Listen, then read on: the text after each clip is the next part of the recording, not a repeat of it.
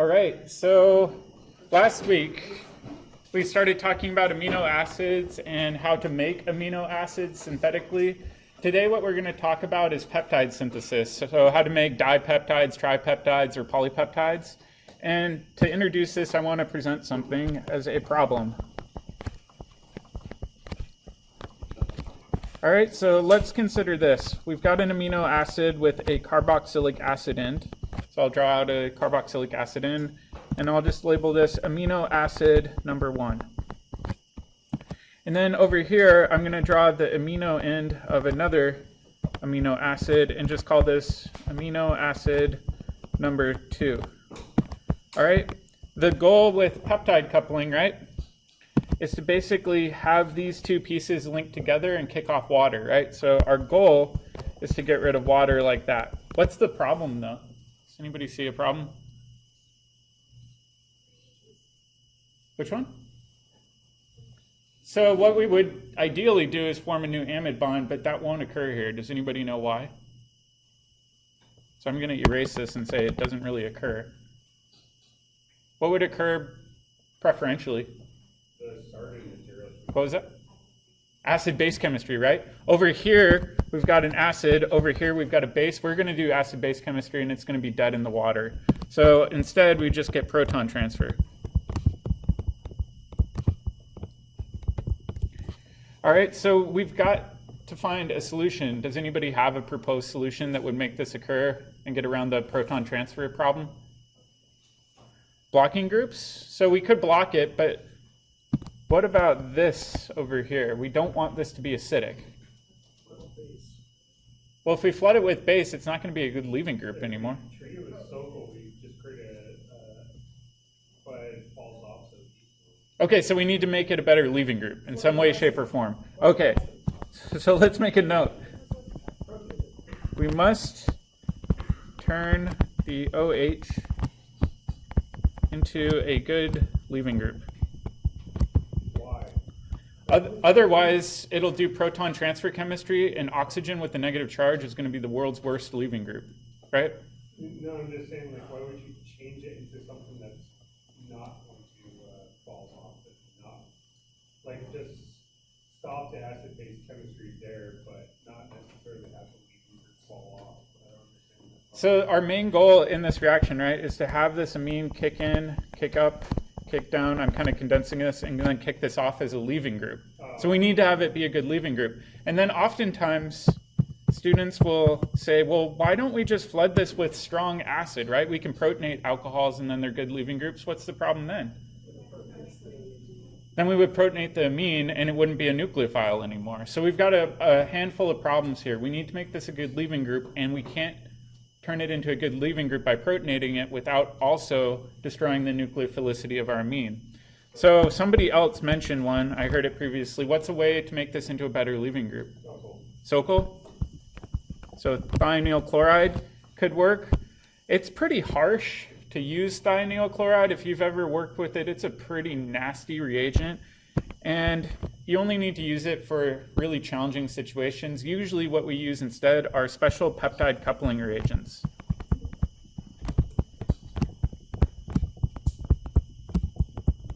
And so I'll show you an example of one of them. However, there's dozens of these that are commercially available. We're just going to hit on one of the most common.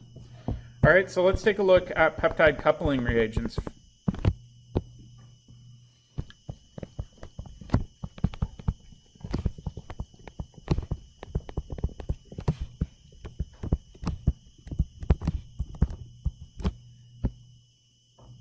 So in the peptide coupling reagent mechanism, you're typically going to start out working with your carboxylic acid, and your goal is to make it into a good leaving group.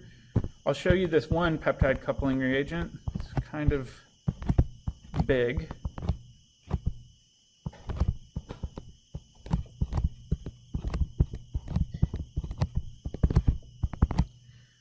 So this is dicyclohexyl carbodiimide. Whoops.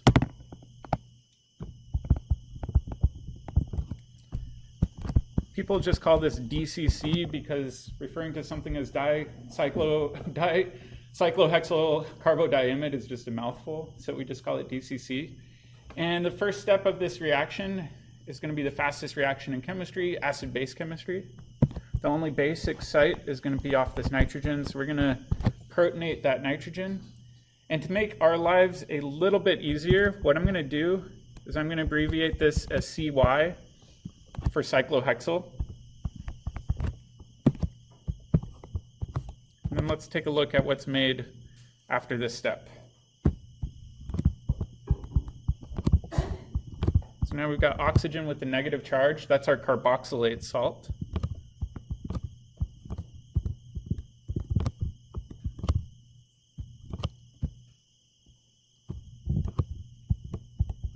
And then up here, we've already protonated this amine. It doesn't really matter which nitrogen you use as the base. Either one's going to be equally reactive. All right. Now, if we look at this portion right here, this looks a lot like an iminium ion, right? We've seen iminium ions in the past, and we said that the carbon in iminium ions is unusually electrophilic. Why? Resonance, right? We can move that pi bond between the carbon and nitrogen up to the nitrogen and share that positive charge with the oxygen. So in this case, the oxygen here is going to attack this electrophilic carbon and then kick up electrons to nitrogen.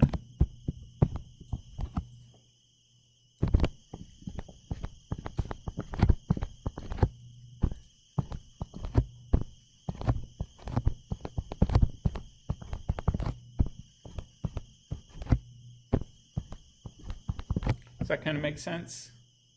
So now we've got this adduct that's been formed.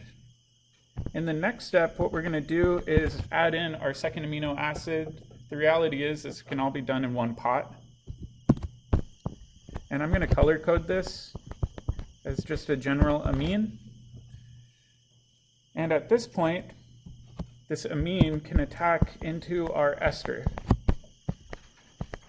We don't have to worry about unwanted acid-base chemistry at this point, right? Because there's really nothing that acidic in that black molecule above.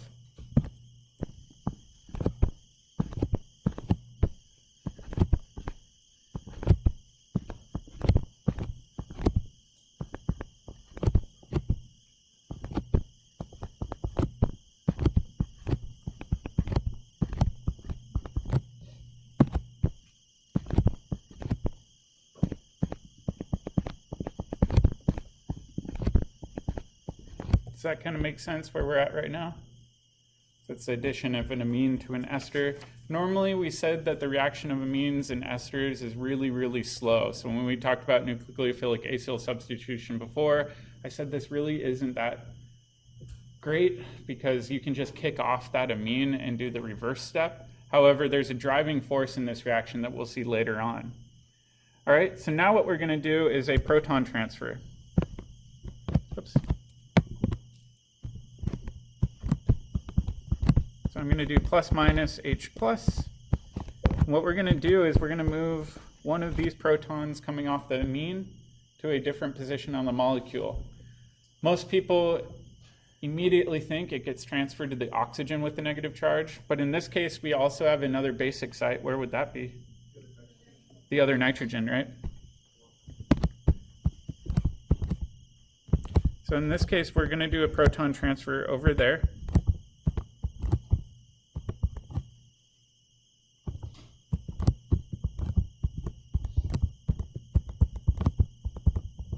Now this proton's hanging off this nitrogen down there. Still have all this other stuff hanging off.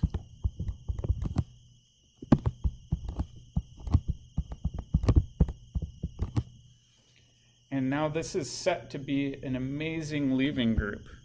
So this whole chunk right now is an amazing leaving group as is.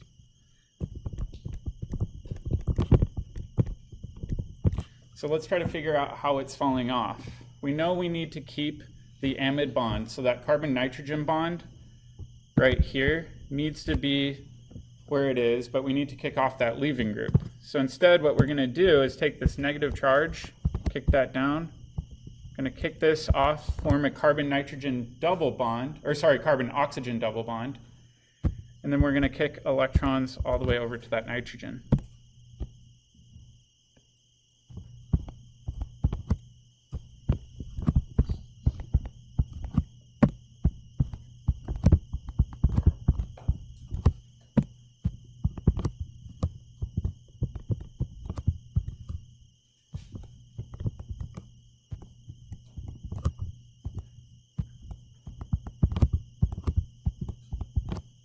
So this right here was our leaving group. This is a special type of leaving group. This is called a urea leaving group.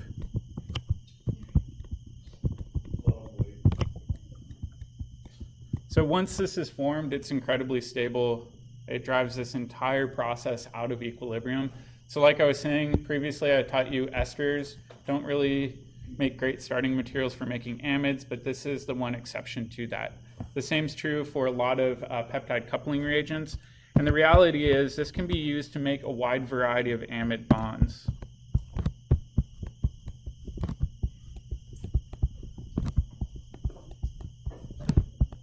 So it's a pretty useful reaction. Yeah? Does it favor the proton transfer to the double bond nitrogen? Yeah, so the nitrogen right here, kind of in this step, is relatively basic because the resulting conjugate acid is resonance stabilized. Like I said, a lot of times students will say, well, why doesn't it do a proton transfer to the oxygen with the negative charge? The reality is, under equilibrium, some of that probably is protonated, but it doesn't turn anything into a good leaving group, so it doesn't lead us anywhere useful. Good question. All right, so it's pretty neat that we can do this. We can avoid using thionyl chloride, which is really nasty to work with. This is much more gentle. You can even purify your new dipeptide using simple acid-base extractions, where with DCC you're working with the nasty organic material. Yep. Is there one that has better atom economy? This one's pretty trash. Yeah, this one has terrible atom economy. So that's going to be one of the things I'll talk about later, is oftentimes these peptide coupling reagents have poor atom economy, and I'll talk about what role that plays in the high cost of pharmaceuticals in a bit. All right. Yeah. You know what enzyme in the body does that same reaction? That's a good question. I'm no biochemist. You would have to ask your biochemistry instructor all the different pathways responsible for this. But isn't it, oh my gosh, it's on your ribosomes. The tRNAs will dock, but it's something on the tRNA that will actually help form the new amide bond, I believe. That's my guess, but I'm an organic chemist, so. All right, let's look at problem number 2. This chemistry gets pretty tricky, especially if you're going to make pretty complicated dipeptides and polypeptides, things like that. So I'll show you a situation with 2 amino acids. We're not going to worry about stereochemistry at this point in time because we're just focused on making our amide bonds. And then I'll draw my second amino acid in blue over here.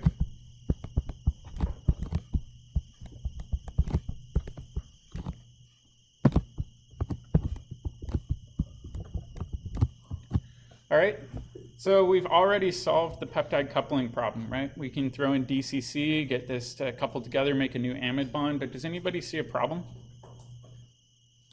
I've got this amino acid in black on the left, and I've got this blue amino acid on the right. Yeah, we could have 2 black amino acids coupled together. We could have 2 blue amino acids coupled together. We could have a black followed by a blue, or blue followed by a black. So really, this would lead to a mixture of products. That's not a good thing if you're an organic chemist, right? You don't want to take a 75% loss every time you're doing a peptide coupling reaction. So let's say we want to couple these 2 ends together, meaning the carboxylic acid off of the black amino acid with the blue amino group off the blue amino acid. What should we do if we don't want to make a giant mixture? Does anybody know? How can we prevent this from reacting, and how can we prevent that from reacting? Protecting groups, right?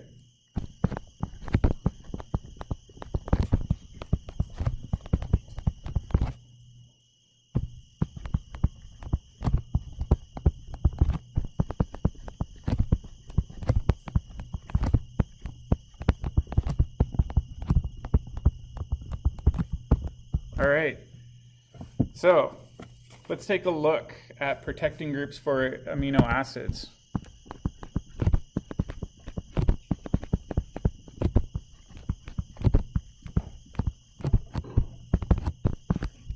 All right, we obviously aren't going to use the same protecting group for an amine as we would for a carboxylic acid, so let's focus on amines first.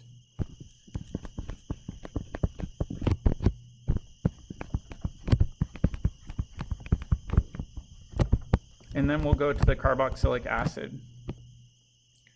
All right, so the most common amine protecting group that you'll see in organic chemistry and in biochemistry is called BOC. And this stands for tert butyloxy carbonyl.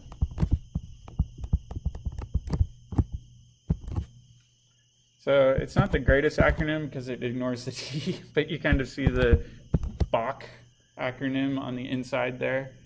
And let's try to make sense of what this might look like. We know we've got a tert butyl group coming off, so I'm just going to draw that in. And then the next part says oxy. That means the tert butyl group must be coming off an oxygen. And then it says, well, that's attached to a carbonyl, so it must look something like this, right? So that's our BOC protecting group. So it is kind of alphabet soup. Quite often you'll see people just abbreviate it as BOC on the molecule, right? Kind of like when we saw TMS, we could just write out TMS as an abbreviation and people would know what you were talking about. All right, so let's take a look at how this works.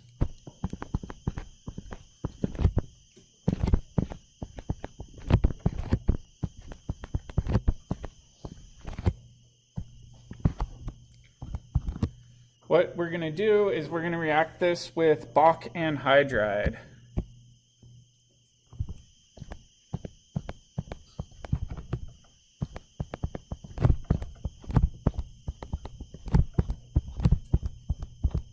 So that's BOC anhydride right there. Can you see how it's an anhydride with a BOC group off of each side?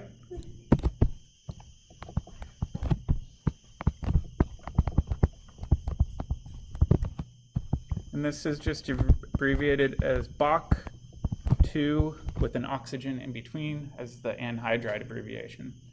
There's other reagents you can use to get a BOC group on besides BOC anhydride. One of my favorite ones is simply called BOC on. It kind of reminds me of those infomercials that used to be on TV with the bearded guy. It's like, if you need it, just use BOC on. So this is a common one. There's a variety of other ones as well. It just kind of depends on the protocol that you're working with. So in this step, we're going to only protect the nitrogen. The carboxylic acid is going to stay untouched.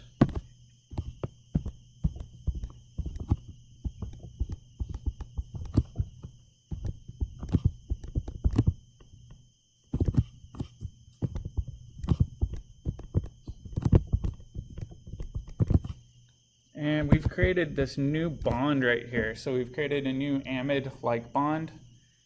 This is a kind of unique functional group. And students will often ask me, they're like, would you call this an amide? Would you call it an ester? How would we define it? Because it's essentially half ester, half amide. This is called a carbamide. Nope. It's just a carbamate.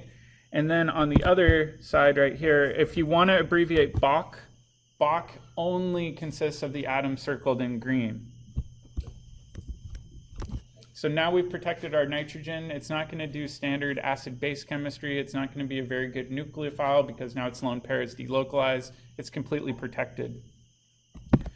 The nice thing with this as a protecting group is it is easy to pop back off. And the most common reagent that we use for this is a strong organic acid like trifluoroacetic acid.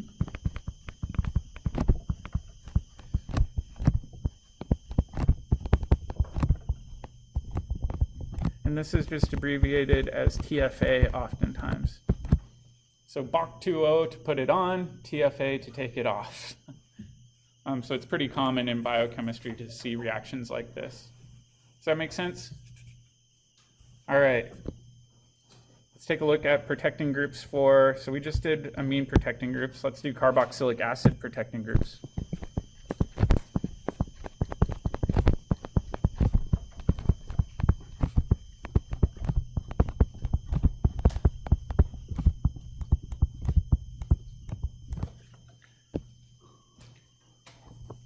All right, so I'm going to use a generic amino acid. Whoops.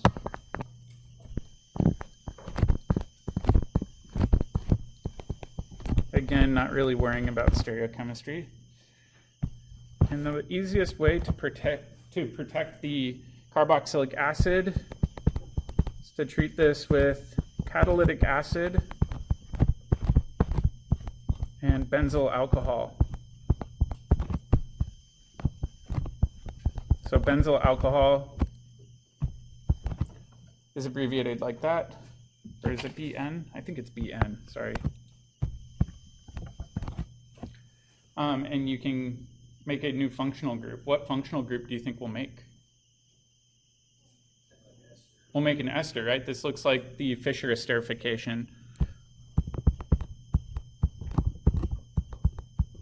Oops, that should be my R group over here.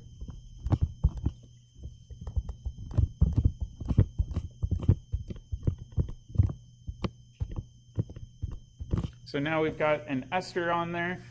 This is just called benzyl protected.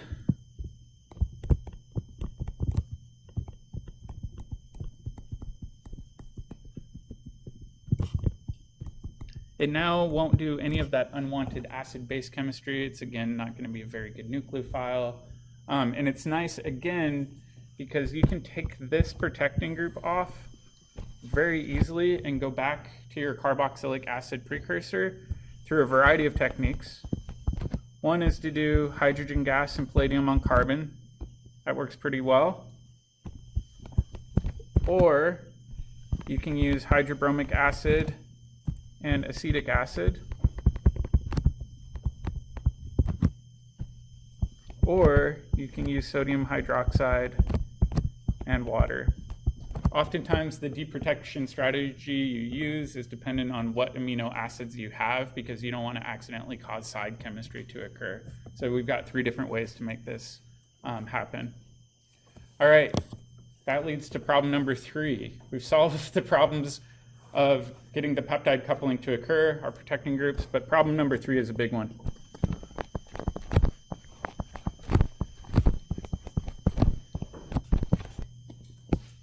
Problem number 3, somebody already mentioned, this has terrible atom economy, especially when you throw in protecting groups on top of the coupling reagent. So the greenness is terrible.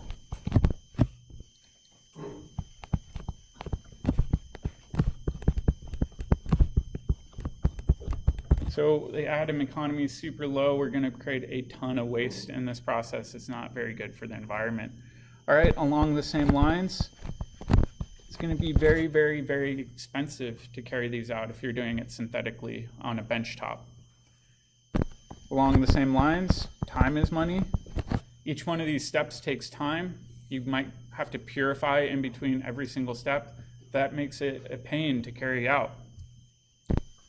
And then along the same lines, your yield is going to be pretty low, right?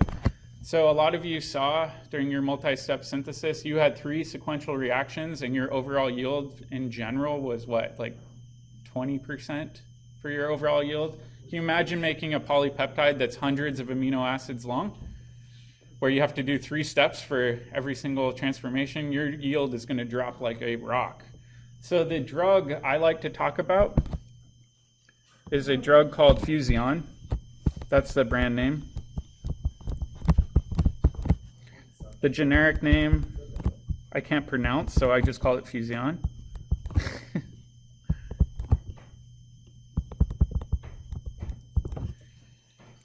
It's an HIV drug. So one of the problems with treating patients that have HIV is it's not unheard of for them to become infected with a resistant form of HIV, where the standard cocktail therapy doesn't work anymore, right?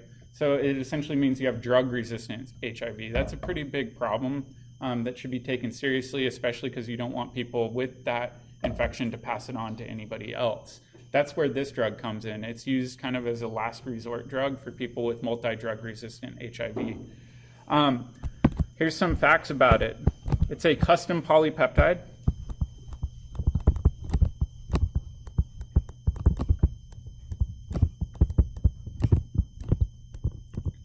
Made of 36 amino acids. That means that it takes 114 steps to make it. That means if every reaction of those 114 steps had an overall yield of 95%, that your overall percent yield would be 0.3%. It's pretty tough when you're trying to make drugs to sell to people, right? The other thing to know about this drug is it's about $30,000 a year to take.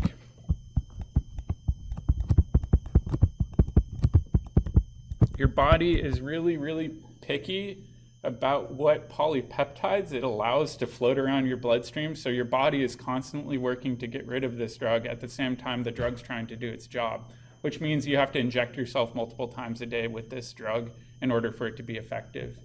The coolest thing about this drug, in my opinion, is if you take this drug, you have non-detectable HIV in your body. So I believe Magic Johnson is on this drug, and if he were to take an HIV test, he would appear to be HIV negative. It's kind of a miracle drug in that regard.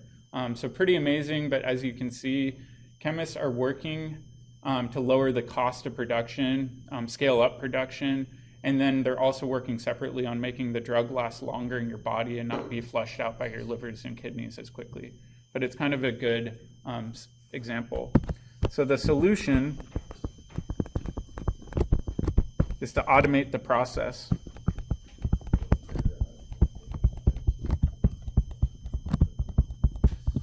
So this is actually big business right now, is figuring out how to automate this entire process, because human beings are naturally inefficient, and it's cheaper to use a robot than it is to hire an army of chemists to make all of these drugs. So that leads me to the next part. This automation process has kind of evolved over time from pretty rudimentary methods to highly advanced method where nearly every yield is 100% and they recycle solvents and protecting groups and things like that. But we'll look at one of the earliest ones first. One of the first methods to automate peptide synthesis was called the Merrifield synthesis. Some people just call it solid phase peptide synthesis. There's a ton of variants off of this. But what it is a synthesis where you have a stationary phase. So this whole chunk right here is basically polystyrene, right? So polystyrene is the stuff that makes up packing peanuts. So they took this polystyrene, they made it a stationary phase, and as you can see down below, they added on these chlorine groups, kind of coming off of the aromatic rings right there. All right, and then what they do is they feed in an amino acid that's already been protected. So what they have on top of the machine is big bottles of Bach-protected amino acids, one of the 20 commonly found ones, or even synthetic ones in certain situations. And then they flush it through this stationary phase. Looking at the final product, it seems pretty clear that the oxygen with the negative charge is going to substitute off the chlorine, which makes sense, right? So this is going to attack in and kick off the chlorine through an SN2 reaction. And now you've got your amino acid stuck on your stationary phase. So after that step, they just kind of flush it with a little solvent, make sure everything's out of that stationary phase. And then what do you think the next step might be if they want to continue adding on peptides?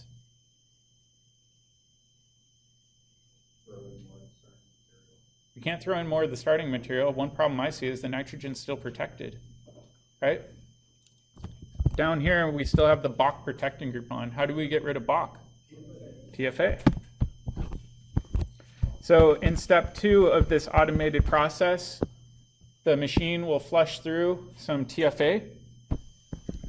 So I'm just going to make a squiggly line right here. We'll call that our solid phase. I don't want to draw out all of polystyrene. We'll get rid of that Bach protecting group, and now you have a charged amino acid. And now all you need to do is introduce your second amino acid. And it's nice because all you need is for it to be Bach protected.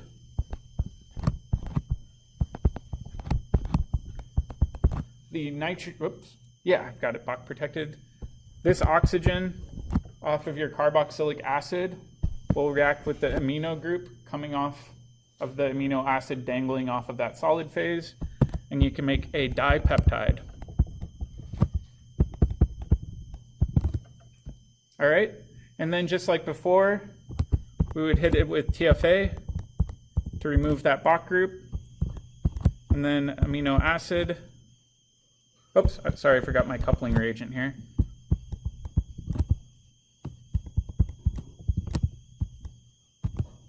Oops, I should say number 3.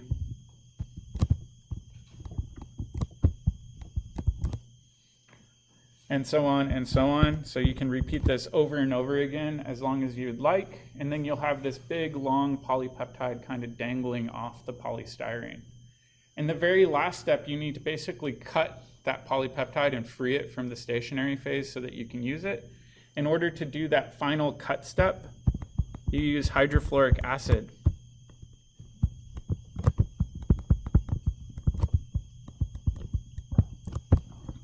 That'll lead to a free polypeptide.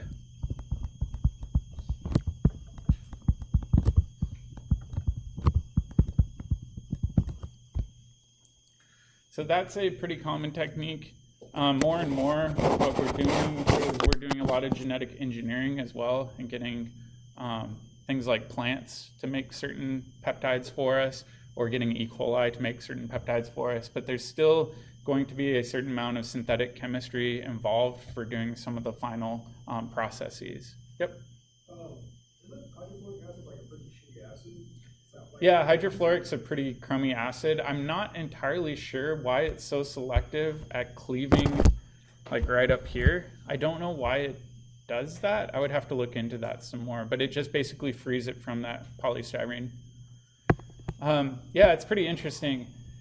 These polypeptide drugs for a long time were kind of forgotten about because they were so labor intensive to make and to study and to work with. But as we're getting better at automating them and getting better at genetically engineering some of the intermediates, the cost is quickly dropping. And so a lot of the drugs we're seeing go to market more recently are actually custom polypeptides, which is kind of cool. Does that make sense? So that's kind of where we're going to end, is a thought of the future and what the drug industry entails. But let's take a look at the summary of reactions for this chapter. And then when we're done, we'll do some AC. All right, so for the summary of reactions, we talked about synthesis of amino acids on Thursday. We said we had the Hell-Volhard-Zelinsky reaction. So this reaction right here, we had previously seen in our carboxylic acid chapter. And then over here, we're really just doing SN2 chemistry with that bromine. So not too bad. And then this one over here looks a heck of a lot like what we saw in the alpha carbon chapter, or alpha proton chapter, right? Where we rip off that alpha proton, do an alkylation, and then at the end, we can blow off the esters, convert them into carboxylic acids, and eliminate CO2 in the process.